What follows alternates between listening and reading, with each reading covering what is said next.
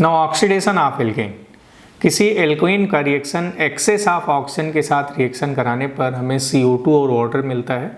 उस प्रोसेस को combustion of alkene कहते हैं और उस प्रोसेस के दौरान निकलने वाली एनर्जी को हीट ऑफ कंबशन कहते हैं। जैसे मैंने एक एल्केन लिया, एल्केन का जनरल फार्मूला CnH2n+2 है, उस पर एक्सेस ऑफ ऑक्सीजन का रिएक्शन करा दिया 3n+1/2 मोल ऑफ ऑक्सीजन के साथ, तो हमें n mole of CO2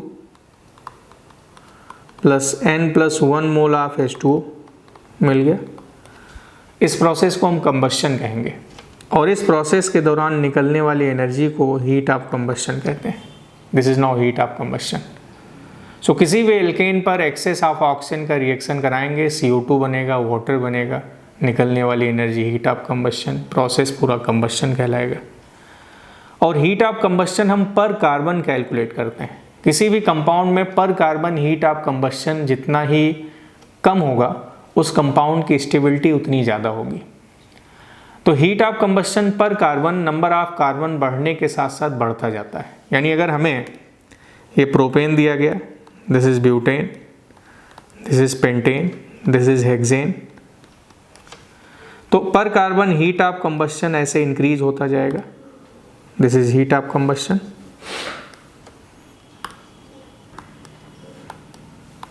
like this, पर कार्बन हीट ऑफ कंबशन, यानी हर कार्बन को बर्न करने पर जो एनर्जी निकलेगी वो हीट ऑफ कंबशन पर कार्बन कहलाएगा, जो कि नंबर ऑफ कार्बन बढ़ने से बढ़ता जाता है।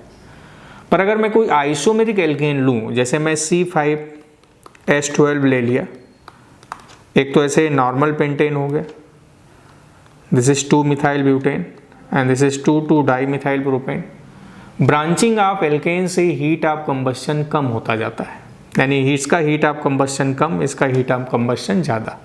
And heat of combustion inversely proportional to stability. किसी कंपाउंड में पर कार्बन हीट ऑफ कंबशन जितना कम होगा उसकी स्टेबिलिटी उतनी ही ज़्यादा होगी। एल्केन के कंप्लीट ऑक्सीडेशन से हमने देखा कि CO2 और वाटर बनता है, पर अगर ऑक्सीजन लिमिटेड कर दिया जाए तो इनकम्प्लीट ऑक्सीडेशन होता है और एल्केन के इनकम्प्लीट ऑक्सीडेशन से कार्बन ब्लैक या कार्बन मोनोऑक्साइड बन जाता है। जैसे मीथेन है, इसका रिएक्शन सिर्फ O2 से करा दें तो हमें कार्बन ब्लैक मिल गया। दिस इज कार्बन का प्रेसिपिटेट जिसको हम लोग कार्बन ब्लैक बोलते हैं, plus 2 mole of H2।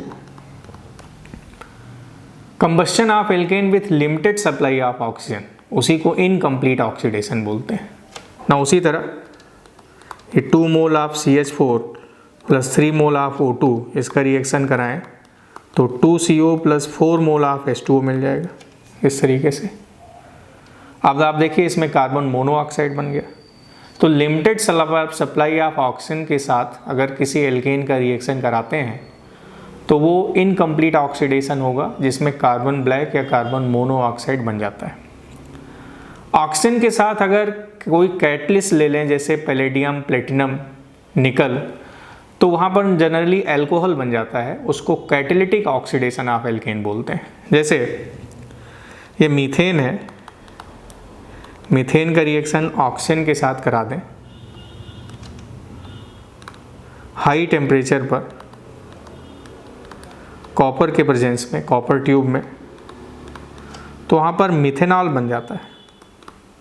This is 2 mole of methanol. So now this is the catalytic oxidation of alkene.